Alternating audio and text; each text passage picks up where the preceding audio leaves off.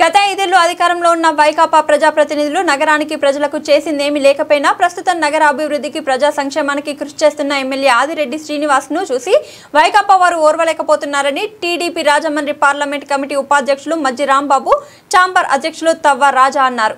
ఈ మేరకు స్థానిక ప్రెస్ క్లబ్ లో సోమవారం ఏర్పాటు చేసిన మీడియా సమావేశంలో వారు మాట్లాడారు. ముందుగా మజ్జి రాంబాబు మాట్లాడుతూ రాజమండ్రిలో ఆదిరెడ్డి కుటుంబానికి ఒక బ్రాండ్ ఉందన్నారు. దాన్ని మరింత కాపాడుకునే విధంగా తనను భారీ మెజారిటీతో గెలిపించిన ప్రజలకు చేతనైనంత మేరకు శక్తి వంచన లేకుండా మంచి చేయాలన్న ఉద్దేశంతో ఎమ్మెల్యే ఆదిరెడ్డి వాసు కృషి చేస్తున్నారని అన్నారు. Majji Rambabu city president, BCCL president, అలాగే ఎక్స్ కార్పొరేటర్ అమరాబాబు గారు, మన cooperative bank vice chairman Polak Paramesh గారు, అలాగే సోలమ్మ టెంపుల్ చైర్మన్ కడల రామకృష్ణ గారు, అలాగే పుట్నూరు సత్యనారాయణ గారు, అలాగే సతీష్ గారు, సనబాద్ సత్యబాబు గారు, లక్ష్మీనారాయణ గారు. దేవుళ్ళ కింద ఆరాధించమని తల్లిదండ్రులు చెప్తారు. ఫస్ట్ లేచిన వెంటనే ఇంకోటైనా పిల్లలకి అలవాటు చేస్తాం. అలాంటి విద్యని నేర్పి మన డ్యూటీలు వేసిన దౌర్భాగ్య పరిస్థితిలో గత వైసీపీ ప్రభుత్వం అలాగే కేసు పెట్టలేదన్నారు. మర్చిపోయి ఇవాళ ఇసుక గురించి మాట్లాడుతున్నారు. ఇవాళ ఇసుక ఫ్రీగా ఇచ్చి 4,000 నుంచి 5,000 రూపాయలకి రాజమండ్రిలో ఇసుక సప్లై చేస్తున్నాం. గతంలో ఇదే లారీ ఇసుక కావాలంటే వైసీపీ గవర్నమెంట్లో 25,000 నుంచి 35,000 వరకు కొనుక్కునే పరిస్థితి. సామాన్యుడు ఎవడ ఇల్లు కట్టుకునే పరిస్థితి లేదు. సామాన్యుడు ఎవడ 5 లక్షల నుంచి 10 లక్షలు ఇల్లు కట్టుకుందామని స్టార్ట్ చేసి కోఆపరేటివ్ బ్యాంకులో అప్పులు చేసి బంగారం తాకట్టు పెట్టుకొని కొంత డబ్బుతో మొదలుపెట్టి ఈ ఇసుక దొరక్క విపరీతమైన రేట్లలో ఉండడం వల్ల మధ్యలో ఇళ్ళు ఆగిపోయిన సంఘటనలు ఎన్నో ఉన్నాయి. ఇప్పుడు ఇసుక గురించి మాట్లాడే హక్కు వీళ్ళకి ఎక్కడుందని నేను అడుగుతున్నాను.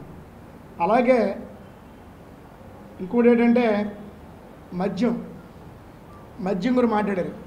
మద్యం గతంలోనూ నాసిరక మద్యం, కల్తీ మద్యం అమ్మేవారు. అమ్మి ఇప్పుడు ఒక కిళ్ళి కొట్టి దగ్గర కానీ ఒక టీ బడ్డీ దగ్గర కానీ ఎక్కడైనా కూడా 10 రూపాయలకు కూడా ఫోన్పే చేసి అవకాశం ఉంది. అలాగే పెట్రోల్ బంక్లో కానీ గతంలో ఆన్లైన్ ట్రాన్సాక్షన్ ఏమీ చేయకుండా మొత్తం క్యాష్ ట్రాన్సాక్షన్ చేసి డబ్బంతా ఎంత దోచుకున్నారు, లిక్కర్ స్కామ్లో ఎవరెవరు ఇన్వాల్వ్ అయి ఉన్నారని తెలిసి కూడా ఈ భర్తరాము మరి ఆయన మతి భ్రమించి మాట్లాడుతున్నాడో లేకపోతే ఏంటో తెలియట్లేదు. ఇవాళ లిక్కర్ గురించి ఆయన ఇష్టం వచ్చినట్టు మాట్లాడే పరిస్థితి. మాజీ ఎంపీ మార్గాని భరతరామ్ గారు గవర్నమెంట్ హాస్పిటల్ గురించి ఏదో మాట్లాడారు. ముఖ్యంగా ఆయన తెలుసుకోవాల్సిన విషయం ఏంటంటే గడిచిన వైసీపీ ప్రభుత్వంలో అక్కడ ఎవరైనా చనిపోతే ఆ డెడ్ బాడీని పెట్టడానికి ఫ్రీజర్ బాక్సులు కూడా 5 ఏళ్లలో సమకూర్చలేని పరిస్థితి ఆయన ఎంపీ లాడ్స్ నుంచి ఇవ్వలేదు, గవర్నమెంట్ నుంచి తెప్పించుకోలేదు.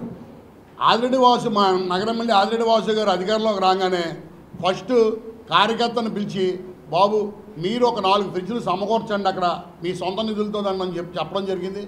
అది స్పందించి మేమన్నా 4 ఫ్రిడ్జ్లు సమకూర్చడం జరిగిందండి.